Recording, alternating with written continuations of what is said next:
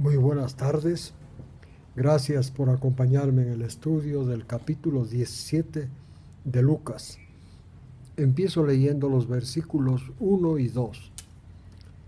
Es inevitable que vengan los tropiezos, pero ay de aquel por quien vienen. 2. Mejor le sería que se coloque una piedra de molino al cuello y fuera arrojado al mar que hacer tropezar a uno de estos pequeñitos. El tropiezo aquí al que se refiere Jesús es la fe. La fe que está empezando a crecer en algunas personas en aquellos días. Fe en Jesús.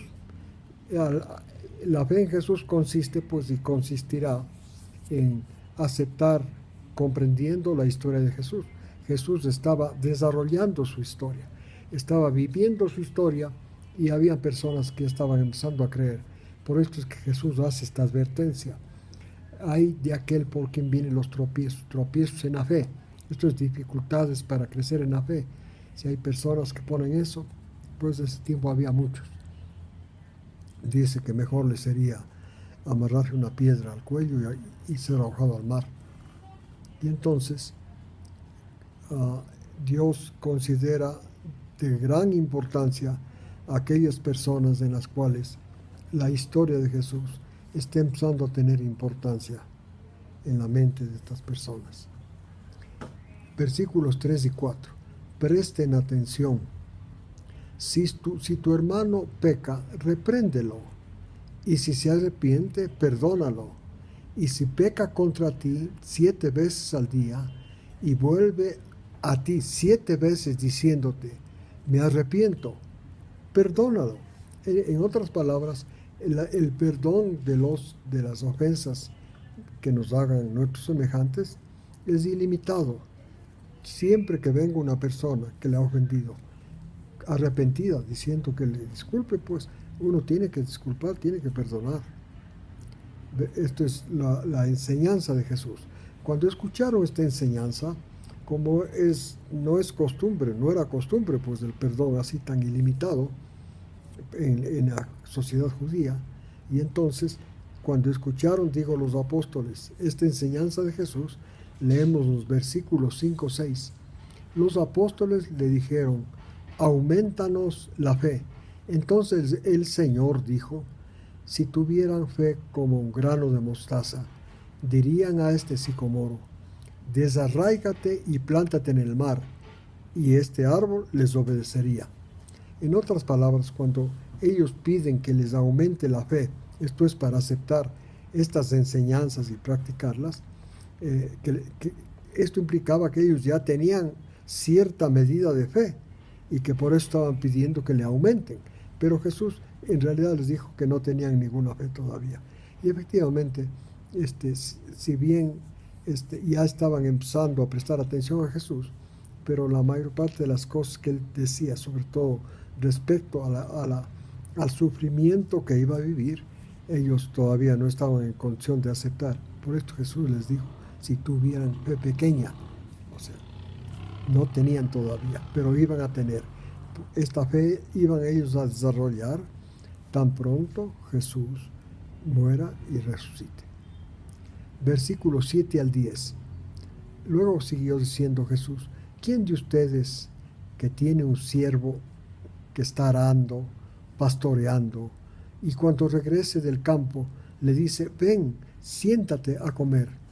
Más bien no le dice, prepárame algo para cenar, vístete adecuadamente para que me sirvas y sírveme hasta que haya comido y bebido.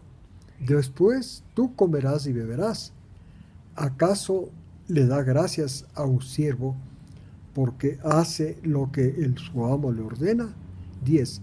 Así también ustedes, cuando hayan hecho todo lo que se les ha ordenado, digan, somos siervos inútiles, solo hemos hecho lo que debimos haber hecho. Aquí pues no hay como esta comparación que Jesús hace, no hay cómo aplicarla en el plano humano, porque se refiere únicamente a las relaciones entre Dios y sus siervos.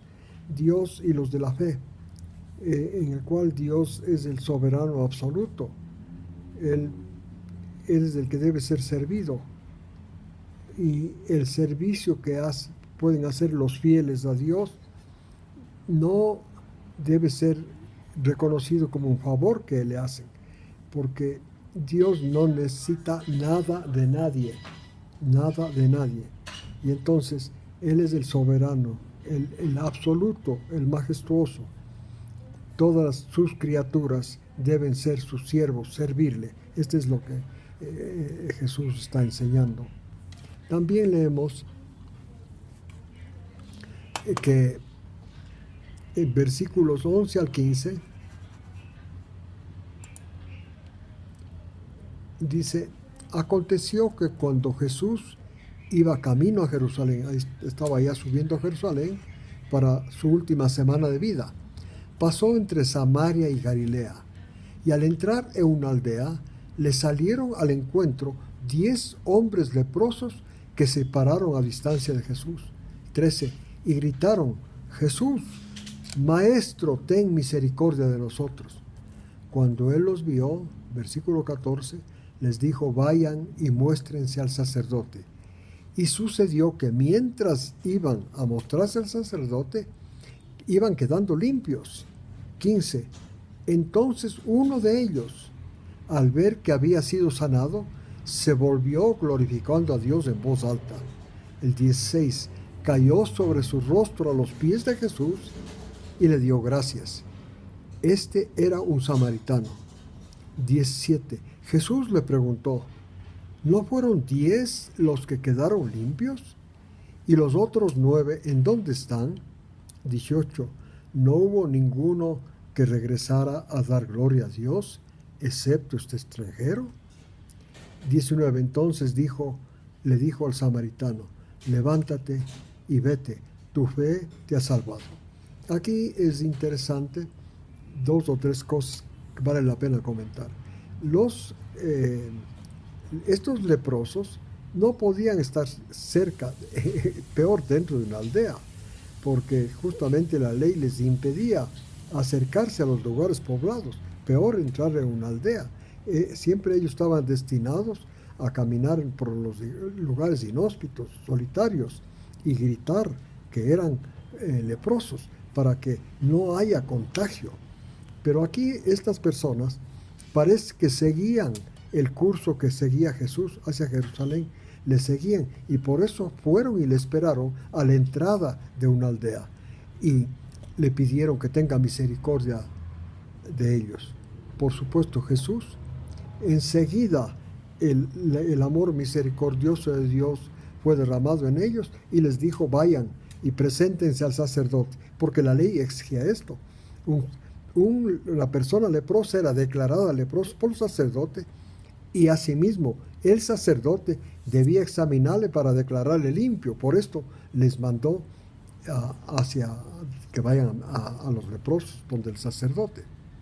Y mientras ellos iban al sacerdote a mostrarse, claro, efectivamente ya empezaron a sospechar inicialmente, luego se dieron cuenta que estaban siendo sanados, que para eso les invitó, les envió al sacerdote Jesús. Solamente uno de ellos regresó para dar gracias a Jesús, dando gloria a Dios por la curación.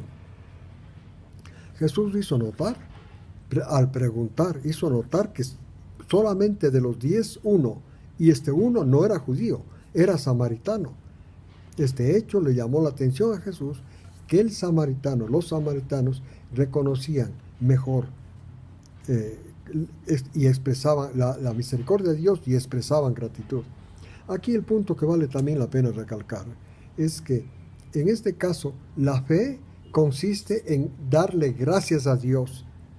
Esto es reconocerle que Él hizo el milagro, Él hizo la obra de misericordia, el reconocimiento. Entonces la gratitud a Dios es parte de la fe, según la enseñanza de Jesús. Esto es muy importante tener en cuenta. Y entonces Jesús, justamente este acto que él hizo de regresar, alabando a Dios y agradecerle, le llama la fe, vete, dice, tu fe te ha salvado. Versículos 20 y 21. Habiendo preguntado los fariseos a Jesús, ¿cuándo vendría el reino de Dios? Él les respondió, el reino de Dios no viene con señales, ni dirán tampoco, miren aquí, miren allá, porque el reino de Dios está entre ustedes. Bueno, el punto también que llama la atención aquí es que ya había hecho su trabajo el mensaje de Jesús, el reino de los cielos se ha acercado. Ahora ya los fariseos le preguntaban sobre el reino de Dios, porque antes ellos pensaban que el reino de Dios era ya Israel, pues. Hablaban del reino, no hablaban del reino que va a venir desde el cielo, que viene del cielo y a tomar posesión de la tierra después que aparezca el anticristo, porque a ese reino se refiere. Pero claro, el reino de Dios tiene etapas. La primera etapa es el personero del reino, el rey Jesús, estaba entre ellos. Vino desde el cielo, era la expresión máxima de la invasión que se había hecho, que el cielo había hecho sobre el reino de las tinieblas, el reino de Satanás. Y entonces Jesús era esa expresión. Y entonces les dijo, el reino de Dios no viene con señales porque el reino de Dios está entre ustedes. Justamente Jesús, el personero máximo del reino. Versículos 22 al 37. Y a los discípulos les dijo, vendrán días cuando ustedes ansiarán ver uno de los días del Hijo del Hombre, y no lo verán. El Hijo del Hombre es el personero del reino de Dios. Dice, no van a querer ver uno de esos días que ellos vivieron con Jesús, pero claro, no tenían la conciencia completamente desarrollada lo que significaba eso, la presencia de Jesús entre ellos, sus obras, sus milagros, sus enseñanzas. Versículo 23 dice, y les dirán a los seguidores de Jesús, dice, miren, está allí, miren, está allá, no vayan. Está hablando Jesús de las señales que preceden a la venida de Él, venida que en aquellos días faltaba mucho tiempo, ahora todavía falta, pues en ese tiempo faltó mucho más. El 23 dice, les dirán, miren allí, miren aquí, no vayan, miren al Cristo, miren al Mesías, no vayan ni corran detrás, porque como el relámpago al fulgurar resplandece de un extremo del cielo hasta el otro extremo del cielo, así será el Hijo del Hombre en su día. Aquí se refiere, si ustedes van al Evangelio de Mateo, capítulo 24, a lo que se llama la parusía.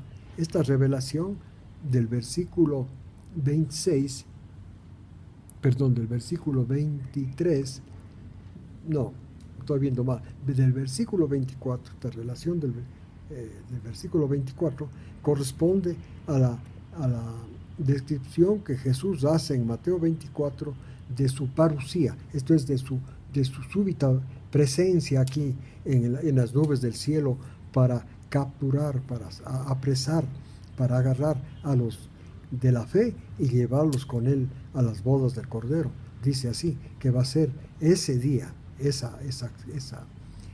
evento fabuloso que es la esperanza de los cristianos, ocurrirá como cuando un relámpago cruza de un lado del firmamento al otro, con ese resplandor. Así será la presencia de Jesús para llevar a los suyos a las fiestas de bodas del Cordero. Dice, pero antes que esto ocurra, Jesús les dice, es necesario que Jesús padezca mucho y sea rechazado por esta generación.